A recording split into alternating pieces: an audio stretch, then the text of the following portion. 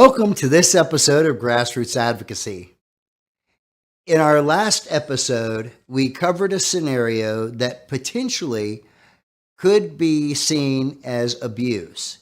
In this episode, we are going to continue that discussion, and we're going to continue that discussion by looking closely at the regulations and the policies and procedures that guide us in the day-to-day delivery of care.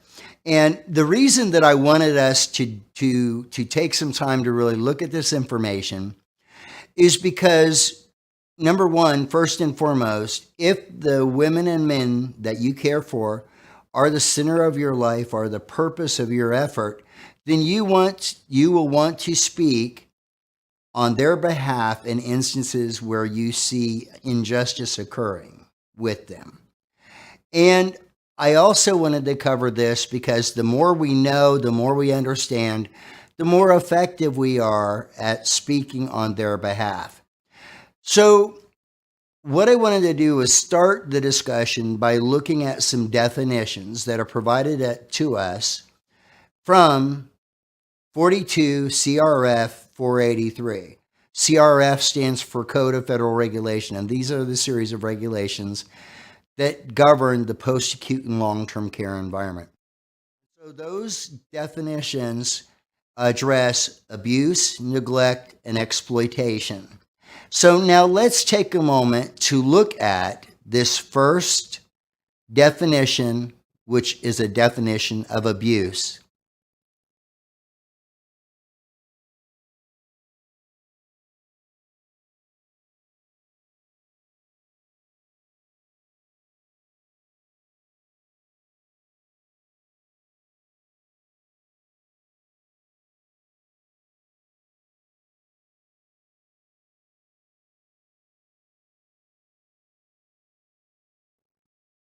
Now that you've had an opportunity to look at that definition, I'd like to provide you with a couple of examples that you might see in your care setting. For example, if you observe an elder who is being forced to take a bath or take a shower or do personal hygiene, and it's not part of their preference or their desire, that might be an example of abuse.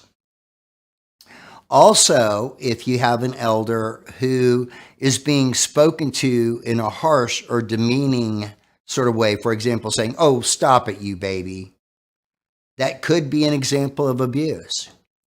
Another potential example of abuse might be if you have a person who is not receiving the kind of care that is specified in the care plan.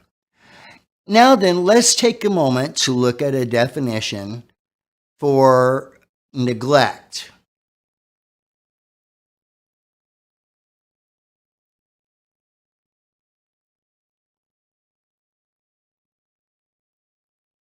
Now then, so when we think about neglect, I'll give you a couple of examples here. So an example of neglect might be, let's say for the sake of discussion, you see someone who's walking down the hall, and as they're walking down the hall, a hall light goes off, which indicates that the elder in that room requires care. Now, if they just go right on by, that potentially might be an example of neglect because there is a need that's being unmet. Now, we have to gather a little information because it could be something very different. For example, that person that walked by that call light could have been walking by that call light because they were going to get the nurse because the person they were providing care for at that time needed immediate assistance. So we can't just jump to the conclusion, but that might be a possible indication of neglect. Another possible indication of neglect might be, let's say for the sake of discussion, that an elder is set off in the corner and not being paid any attention to. That might be an example of neglect as well. Now let's take a moment to look at the definition for exploitation.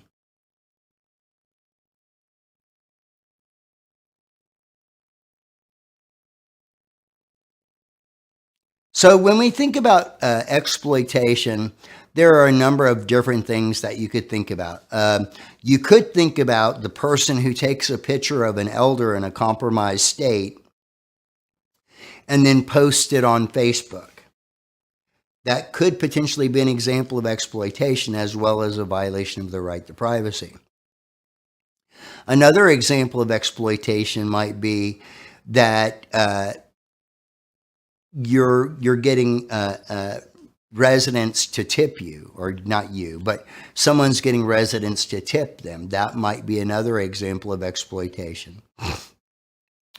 There's one other definition that I'd like to touch base on, and that's misappropriation. So let's take a look at that.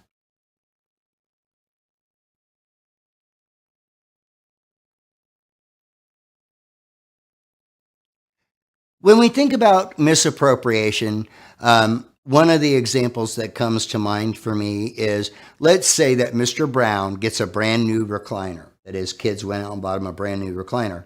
And so now he has his new recliner plus his old recliner. Let's say, for the sake of discussion, that we take that old recliner and we give that old recliner to Mr. Green. We may have misappropriated Mr. Brown's recliner if we didn't ask for Mr. Brown's permission, or if Mr. Brown had a durable power of attorney or family representative in a case where Mr. Brown might be cognitively compromised. So that could potentially be an example of misappropriation. Another potential example of misappropriation is if we use Mr. Brown's personal funds for another resident, say for Mr. Green. Let's say we want to buy Mr. Green some shaving cream, but he doesn't have any money, so we use some of Mr. Brown's money. That could be an example of misappropriation. So these are examples that are set out in the 42 CFR 483.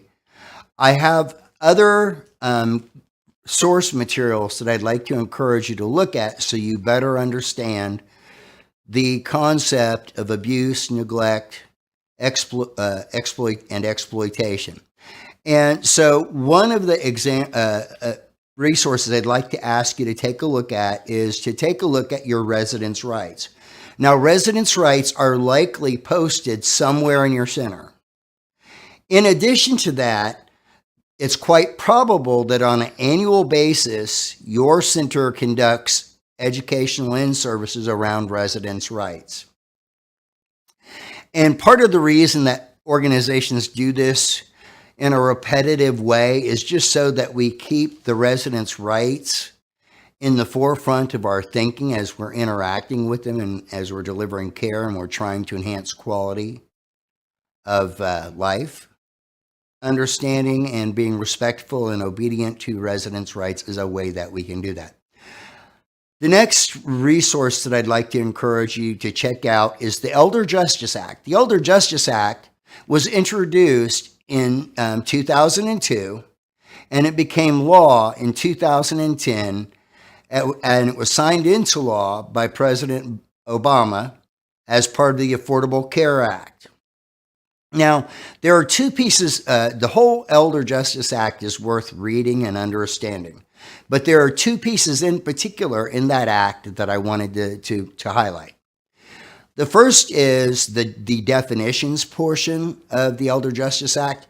You'll see that if you read that section, it lines up very nicely with the section on abuse, neglect, and exploitation that's contained in the federal regulation.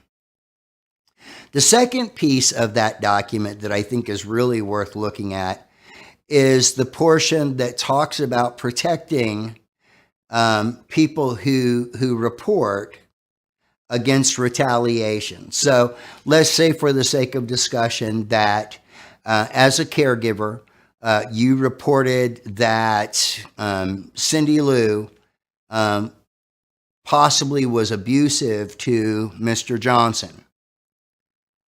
There are provisions within the Elder Justice Act that prevent you from being retaliated against by that person or by your organization. And so I think that's worth, those are two important parts that you might want to check out. The next item to look at is state regulations. And they're generally speaking published by the respective state departments of health and human services.